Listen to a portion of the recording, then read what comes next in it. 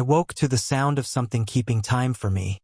A machine clicked and sighed, like it was annoyed to be involved. My mouth tasted metallic. The ceiling tiles had hairline cracks that looked intentional, like someone had designed them to lead your eyes away from pain. A nurse leaned in, soft voice, practice kindness. She said my name the way people do when they're checking a box. She said they'd called my parents. She said it casually, as if the calling itself were the important part. Visiting hours came and went. I slept. I woke. The machine kept time. The chair by the bed stayed empty, angled politely toward nothing. I wasn't surprised. Surprise would have required hope. The nurse apologized for the quiet. I told her it was fine. I've always been good at telling people things are fine. When I could lift my phone without my arm shaking, I scrolled. That's when I saw it. My sister's photo. Sunlight. Matching shirts. My parents smiling the way they do when there's no tension to manage. The caption floated above it like a rule they'd finally written down. Family day without the drama. I was tagged. My face wasn't in the picture. I didn't comment. I didn't text.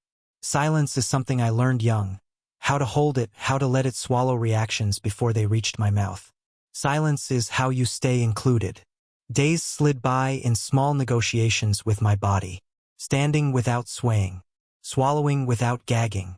Remembering passwords. Each thing returned with conditions like trust that needed rebuilding.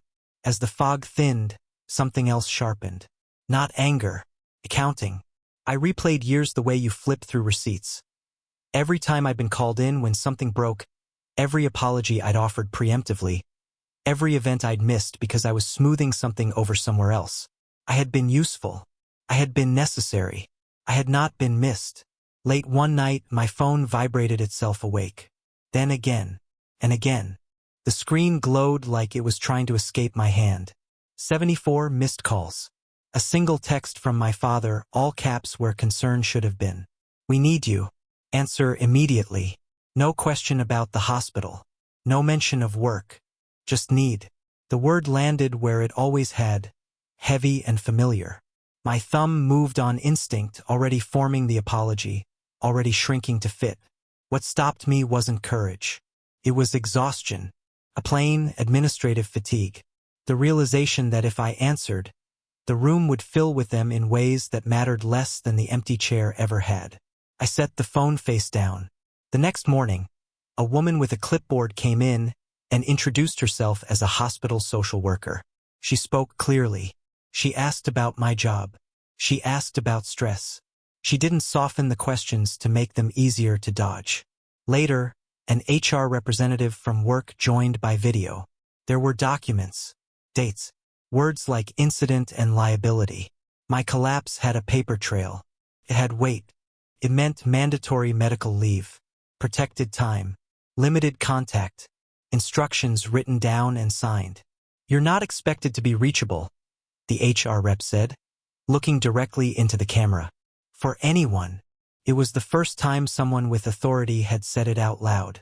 Not as advice, as policy. Messages from my family kept coming, shifting shape. Confusion, irritation. My sister sent a question mark. My mother wrote, "We're worried, call us." My father followed with logistics, then with guilt dressed as urgency. I read them the way you read weather alerts when you're already indoors. Because of the leave, calls went unanswered by design. Voicemails piled up, then stopped. Access had rules now. It wasn't dramatic. It was procedural.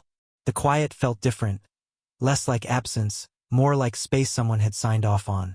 When I was discharged, I walked out slowly, the automatic doors opening like they did this every day, which they did. Outside, the air felt too honest. My phone buzzed once more. I didn't check it right away.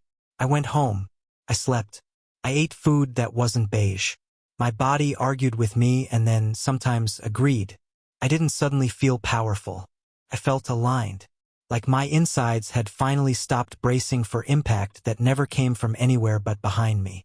I still don't know what will happen with my family. Distance doesn't solve history. But for the first time, I'm not confusing being needed with being valued. And that difference, quiet, uncelebrated it, has been enough to hold me steady.